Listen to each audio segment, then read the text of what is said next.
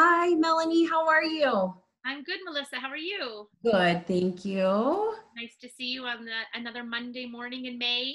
Yes, you as well. I cannot believe that we are on another Monday morning in May. Yeah. Yes, there's been a few Monday mornings so far that we've been all at home and getting through this Yeah, coronavirus crisis. yeah. And this is our fourth video in our Monday series, so that's exciting. That means it's been a month since we've started this. Yeah. Yeah. Today we are talking about the stages of grief. Yeah.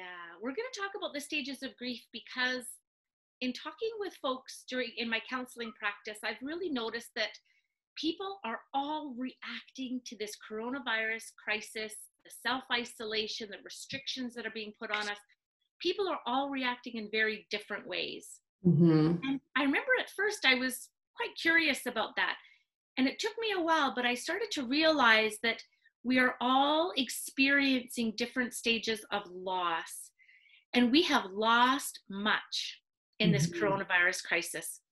I mean, all of us have lost our freedom, our ability to just get up and go whenever we want to. Yes. We've lost the ability to just go visit somebody and see them face to face whenever we want or however we want.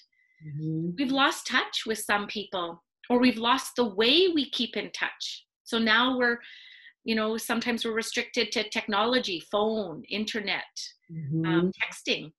Yeah. Some people have lost touch altogether because they don't have those types of technology. Yeah. Yeah. Some of us have lost the security of a job, Yes. the security of an income. I have heard from lots of the individuals that we support at CASE. Quite a few people have lost their jobs, and just hearing them share of, I don't understand why this happened, and um, everything else that's going on now. I've lost my job too, and how am I going to support my family, and how am I going to come through this? Yes. Yeah, absolutely. They've lost a sense of predictability. They don't know if they're going to get their job back, or will they get a job when all this is said and done. What will a job look like when this is all said and done? Yeah, like earlier before we started recording, you and I were even talking about what is shopping going to look like? Are we all going to be wearing masks? Are we all going to be lining up because only 10 people are allowed in at one time? Yeah. We have no idea what the world is going to look like when we get through this. And so we've lost that constancy, that consistency, that knowing what to expect. Mm-hmm.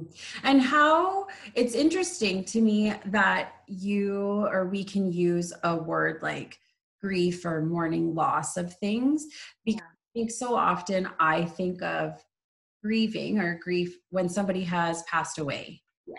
died. And so to hear these words with our current situation, Yeah. um, yeah.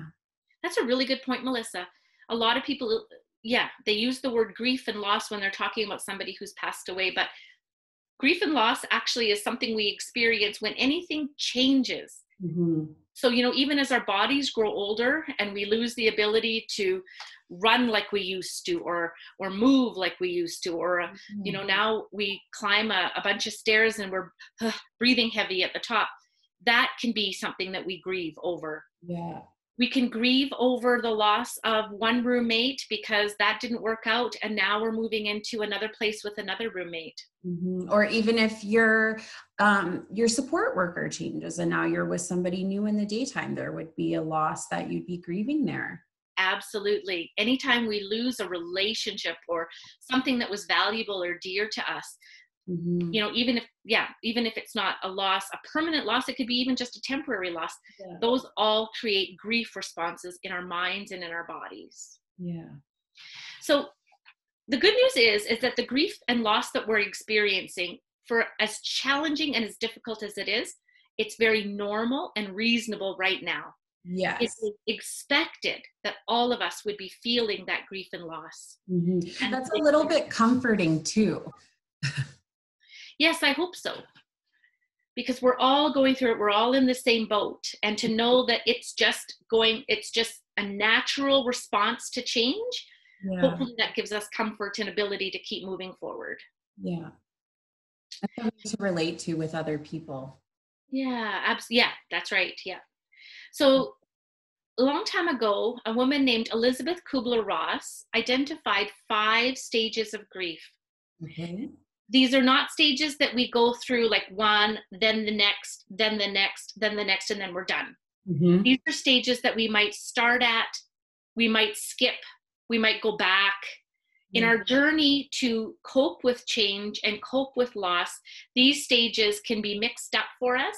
They can be very different also from the stages that another person goes through. Okay. So like I said before, I was finding that, about a month and a half ago, when I was listening to people's stories and struggles with the coronavirus, some people were actually pretty fine with it. Other Mm-hmm. people were very angry with it. And still yet, some other people just were, it's no big deal. Yeah. And that's when I realized that people were in different stages of grief as they were going through the process. Wow. All very normal, all Mm-hmm. very reasonable and necessary for us to eventually arrive at the stage of acceptance. Right. Melanie, I might be jumping ahead, but is denial a stage? Yes, you're not jumping ahead. You're actually starting me off. That's usually the first. Okay. If I may share a personal story, Please. that when all of this started happening, I think I was absolutely in denial, and seeing people stock up on toilet paper and all of the other things. And for a while, I was just thinking, I don't need to do that. I don't need to like go on a big grocery shop. And I was in denial with that. Yeah. Yeah. And you know what? That's usually, not always, but usually the first stage that people go through. Because in any loss, our bodies and our minds can only comprehend or understand so much. Okay. Can only deal with so much. And so denial is a way for our body and our minds to just deal with as much as we can at that moment.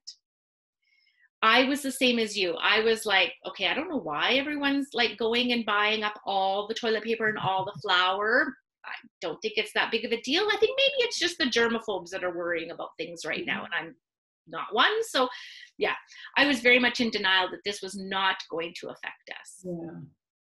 So denial can look like, like I'm not even in the age range that the coronavirus attacks. I mean, I'm young, I'm healthy, there's nothing for me to worry about. Or I also heard people say, it's just the flu. It's just a different type of flu. We all get the flu. We'll be fine. Yeah. And again, that is a survival strategy so that the real intensity of the change doesn't hit us all at once. Mm-hmm. It's a way for our brains to allow us to just understand a little bit at a time as we go through the journey. Yeah. Okay. So denial is usually the first, and it's also a very normal response to any change or any loss. Okay. And then you may move into the next stage, or one of the next stages, which they call it, so the acronym they use is DABDA. So denial is number 1. The next one is A, anger. So I don't know about you, Melissa, but have you heard anybody talking about how ticked off they are at this coronavirus and why the heck do we have to stay home? And I'm just tired of it. Yes. Yes. I feel like anger is one that people probably come back to quite a bit. I think so. Anger is another very reasonable, very normal stage of grief. And what it does is it allows us to feel a sense of control over the loss. Like as if we can just, get it back by blaming somebody or even sometimes blaming ourselves. Yeah. It's a way to feel powerful over something that actually we're powerless to change. Yeah. Sorry, I'm just going to take a look at my notes a little bit. So anger is very reasonable, very normal. It's very healthy as long as it doesn't turn into unhealthy responses. Right. So I've had folks who have said, to heck with it all, I'm going. Like, I'm just leaving my house. I'm going to see whoever I darn well want. Yeah. Which can put them and others at risk, unfortunately. totally understandable feelings, but the problem is that it could result in behaviors that put people at risk. Yeah, not the best way to deal with that anger. Yeah. And so knowing that anger is a normal response to the change, the loss and the grief of our world's changing so drastically, acknowledging that I'm angry about it and that's okay, Yeah. allows us to then be calm with that feeling and not make rash, impulsive, unhealthy decisions. Okay. Yeah. One of the other stages in the acronym DABDA is B, bargaining. What does it look like with this? Yeah, so it's another normal stage of grief that minimizes the pain and the suffering that we're feeling. This is another way of taking control over something that we don't have any control over. So we use negotiating and compromising to get through our suffering. So we might make deals with God. God, if you just save me from this coronavirus and don't let it affect me and my family, then I will go to church every day. Every day. Every day. Yes. Or it might be, making deals with yourself. Okay, as long as I wear a mask, I'll be completely safe. I know it. Like it's just, there's no way that I could get it if I keep wearing a mask. Yeah. Unfortunately, bargaining can also cause people to go into what ifs. What if I had just done such and such? Could I have saved my grandma from the coronavirus? Yeah. So, that bargaining is meant to control the pain and suffering, but when we let our minds get into the what ifs and if only I had done something different, it can actually cause more pain and suffering.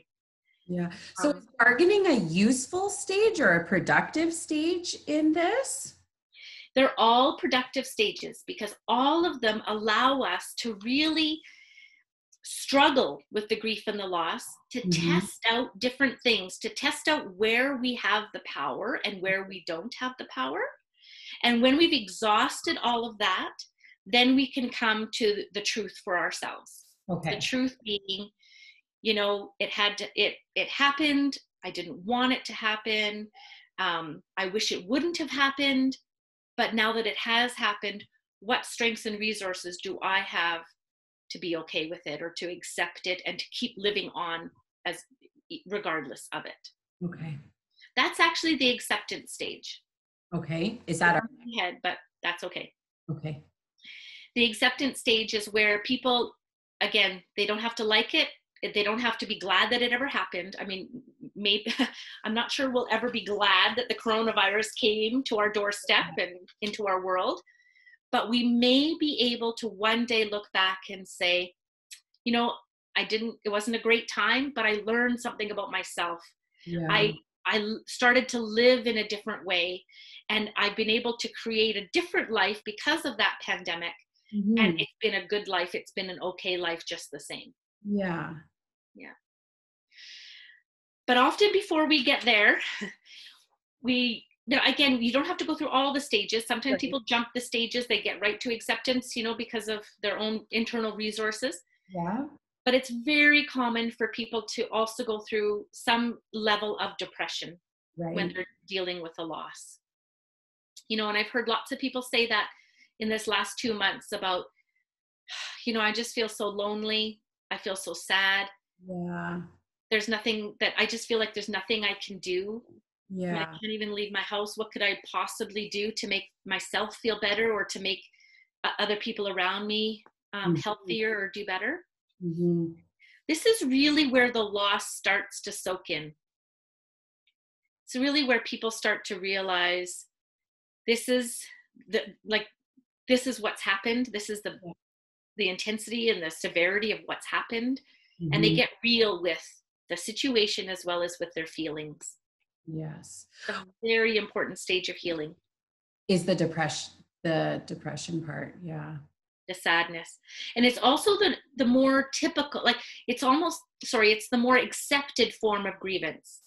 Right. When somebody loses someone else, we expect them to be sad and depressed. We don't expect them to be angry or lashing out. Yeah. So depression is typically the more accepted one. Mm-hmm. Not to say that it's a better one than any of the others, No But kidding. Ask somebody that's in that stage if it's uh, to be in. yeah, it's a pretty tough one. It's a pretty Yeah. challenging one. Yeah. Yeah. Yeah, but it's vital that people honestly, openly feel the loss, as painful and as overwhelming as it can be, because only through feeling it, processing it, accepting it, can people move on through it and eventually arrive at the stage of acceptance. Yeah. Yeah, so this is where, people might be really depressed thinking, I've lost my job, I have no money, I'm probably going to lose my house, Yeah. I might even end up homeless, like there's nothing I can do. Mm-hmm. And so they might give up trying. Yeah. And then what? Yeah, that's when people need to reach out to their resources, Yeah. to remember what we talked about last week, which was you've been through tough stuff before. You Yes. can get through this too. Mm-hmm. What were the, go When ahead. you were sharing about the acceptance phase, I was thinking about one of our past conversations of the things that we do have control over. And so maybe this time hasn't been awesome, but the time at home to spend with my family, Yeah, or yeah, some of those things, the positives can maybe help with that acceptance. yeah, absolutely. Yep. So you draw on the strengths and the resources and the supports that you have in place or that you've used before in tough times. Mhm. Mhm. Melanie, once you get to acceptance, can you still go backwards to the other stages? Go back? Yeah, Yeah. yeah, you can. In a different way because you've learned a lot going through them the first time. Right. But yes, you could still have days where you feel utterly depressed, other days where you're just mad at the world. It just won't last as long because you've tasted the acceptance, you know what that feels like, and so it'll be easier to get yourself back there. But no, absolutely, you can go back and forth still for days, months, years. Okay. Okay. Everyone's journey is different. No kidding. Truly. And even people to be in the same phase, that phase might look different between people, or likely does look different between people. Yeah, yeah. So when people say, well, why are you so mad about it, like it just, like it's not even a big deal, so they're in denial. Why are you Yeah. so mad about it? Again, this knowing this allows us a little bit of compassion for each other. Oh, they're going through the anger stage, well, I get that. And soon Yeah. they'll be on a different stage, and so will I. So eventually, hopefully, we'll meet back at the acceptance stage. Yeah. Melanie, talking about grief, something else that I have heard through different people is somebody being mad, the loss of control, right? I can't go to the grocery store to just pick up an item that I need. Yeah, And then their friend might say to them, what are you so mad for? You haven't lost anybody. You didn't lose your job. Kind of like comparing grief. yes, Like you shouldn't be mad because my problem is worse than you. right.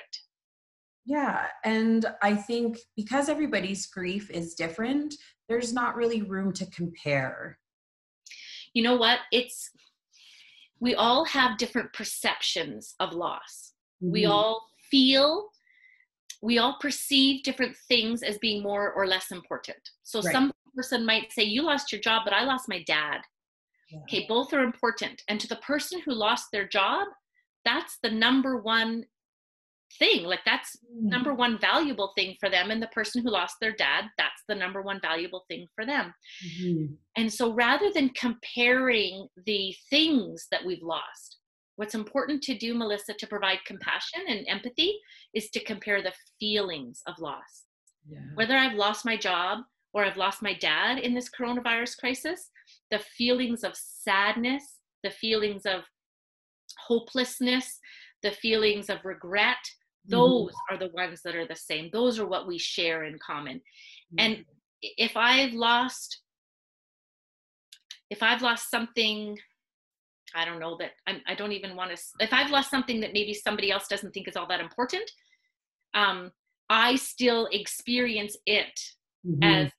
with the loss and the grief that somebody would experience in losing something, say, bigger. Right. Yeah. So So honoring hopefully, your experience and where yeah, you're at. Yeah. that's right. Yeah. So I do also have a mindfulness that can help people to work through their emotions, whatever emotion they're having at whatever stage of grief they're in. Okay. If we have enough time, how much time do we have left? We have about 15 minutes. Okay. Okay, that's good for me to know. Okay. Let's do a mindfulness of emotions. Okay. I'll make it in 15 minutes or less. Okay. And then, the folks who are watching this, they can pause. At any time during the mindfulness, you can pause. You can stay a little longer during one part of the mindfulness if you need to. You can rewind or just play it over and over again. That's the beauty of having a video. Truly, yes. So this mindfulness of emotions will allow you to get close to whatever emotion you're having, kind of like as if you were a scientist. Okay. I always talk to people about that show CSI, Crime Scene Investigators, where they would just look at evidence in a very factual way. And that's what we want to do with our emotions. If we can look at it in a factual way, we won't get caught up like as in a wave in the ocean, caught up and taken out to sea with that emotion. Okay. And that can be a really important way of understanding our emotions, accepting our emotions, but also bringing some space between us and our emotions. Yeah. Okay. Okay. So as usual, I'll get you guys to just get into a comfortable place, both feet on the floor. You want to close your eyes or keep them open. Whatever works for you is fine with me. But just make sure, you're in a comfortable place where you won't be distracted for about 15 minutes. Okay. And I want you to just start focusing in on your breath. Breathing in and out normally without making any changes at all. Just start to notice how your breath comes into your body and out of your body. Notice where that breath comes in and where that breath leaves your body. Does it feel differently as you breathe in than when you breathe out? You might want to imagine that breath being directed to certain parts of your body, whether it's your belly or your shoulders, your brain, even your toes. Imagine directing that breath as it comes in to whatever part of your body that you feel needs just a little extra pick-me-up today. And then I want you to notice any thoughts, emotions, or physical sensations that are becoming apparent to you, that are bringing to mind. As you notice these thoughts, emotions, and physical sensations, I want you to acknowledge these without judgment. You might even label them like, oh, there's tightness, or there's sadness, or yep, that's planning. Whatever it is, non-judgmentally, without latching on to the thoughts, emotions, or physical sensations, just acknowledge them and label them. And whenever you like, come back to your breath as the anchor that grounds you into this practice. But when you're able to, I want you to recall a situation recently that caused you a big emotion. So you might have had a day where something happened that caused you to feel quite angry. Or you might have had an event that after a while made you feel really sad and really blue. Or maybe you heard something on the news that created some sort of anxiety or fear within you. Whatever it is, I want you to bring it to mind and name that emotion and describe it in your mind as specifically as possible. But describing it using non-judgmental words like, that felt tight, or I saw worry about the future, or I felt the heat in my body like a volcano, or I worried about what could happen next. So try not to label it as good or bad, positive or negative, but just describing it as it happened, as it was, inside of your mind and inside of your body. Once you have that emotion and the description of it, how it felt in your mind and your body, I want you to explore it like a scientist. How intensely do you feel it? Is it something big like a mountain, or is it small like a seed? Where do you feel it in your body? Notice where it comes up.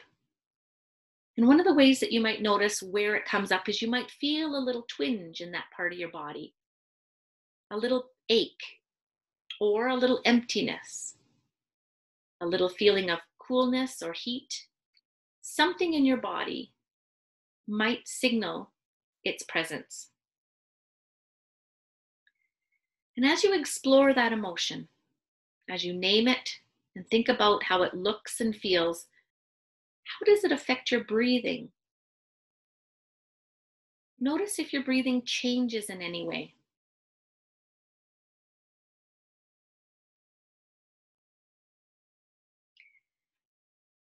Take a moment to think about right now your facial expression.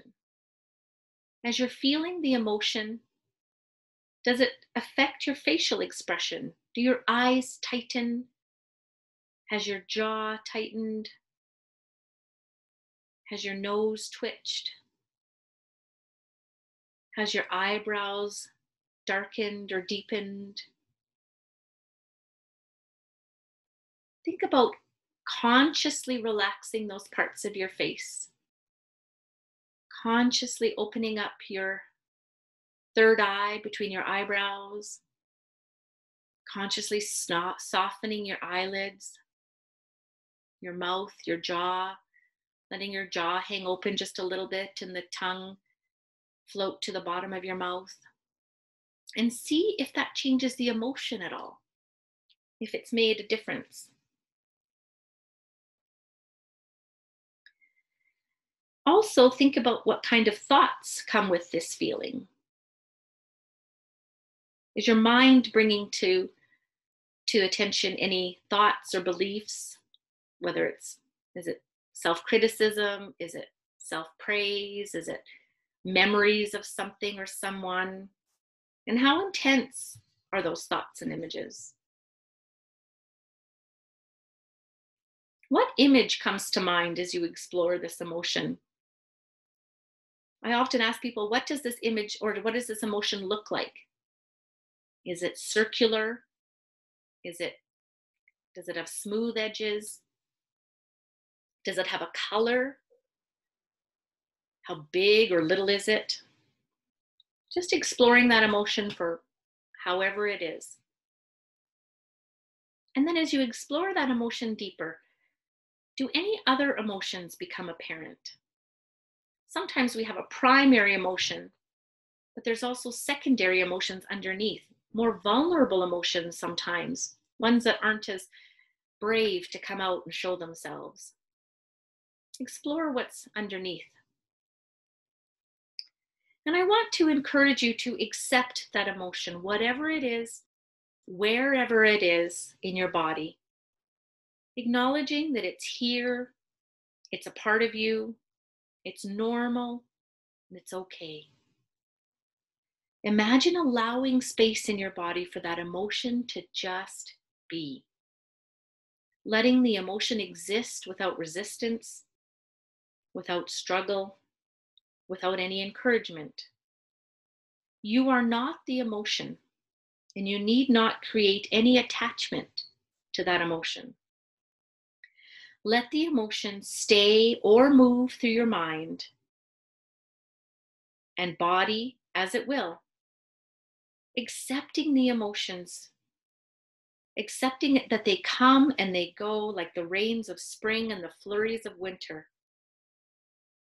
As you breathe in and out, imagine your breath moving through the emotion, giving it space and light and warmth and comfort. You may even wonder what the emotion wants to tell you. or what the emotion needs from you, if anything. Just noticing it, letting it be, and allowing it to pass and change over time. It is just a feeling, it's just a thought, and all that matters is this moment, this breath, this present awareness. And as this mindfulness practice comes to an end, I invite you to take in more and more of the sounds around you. You may want to wiggle your body in whatever way feels comfortable, your fingers, your toes, your shoulders. And then when you're ready, opening your eyes and coming back to the room and to the discussion. How was that, Melissa? Lovely. I feel like I always say lovely. um, for my experience, I was working with hurt. Yeah. And my hurt looked like just like a knot of dark gray. And I felt it in my chest. And then when I was able to like pull it out and examine it, I was still aware of it. So I didn't feel like I was dismissing my feeling, but it felt less intense for me. And then it became less of hurt and more of just a thing. And then accepting it. And my chest feels lighter after that. Good. Wonderful. Thank you. Thank you. Yeah. Yeah. And, that's just a mindfulness that anybody can use at any time whenever they feel like they're getting kind of too caught up in their emotions or when they're feeling numb. I also use that mindfulness when people aren't sure what they're feeling, like they don't think they feel anything. Yeah. And yet in this coronavirus crisis, we are feeling things. And so if you feel numb, that's also a reason to go back in and really, through this mindfulness and really examine what's going on for you, to be more aware of it and honor that. And help to identify things. Yeah. Thank you so much, Melanie. Yeah, you're welcome. To wrap up for this week on our 5 stages of grief and that mindfulness, with next week being a holiday, we'll still be recording some support and a video. What will we be talking about next week? Next week, we're going to talk about another very natural response to crisis, which is the fight or flight response. Yeah. The ways that our bodies protect us and help us to survive, but also partly over the long term can create some problems for us. So ways to calm down our flight and fight response so that we're feeling a little more peaceful and relaxed as we go through the things that we're going through. Well, I look forward to that. Me too. Thank you. Thank you. Thank you for your time. I hope you have a great week. And please let us know how this mindfulness exercise works for you. If you want to share about what stage of grief you have gone through or some of your experiences, we absolutely welcome that. That's right. You can just insert your comments in the comment section below, and we would love to hear from you. Yeah. Thank you. You're welcome. Have a great week, everybody. Okay, bye. Bye-bye.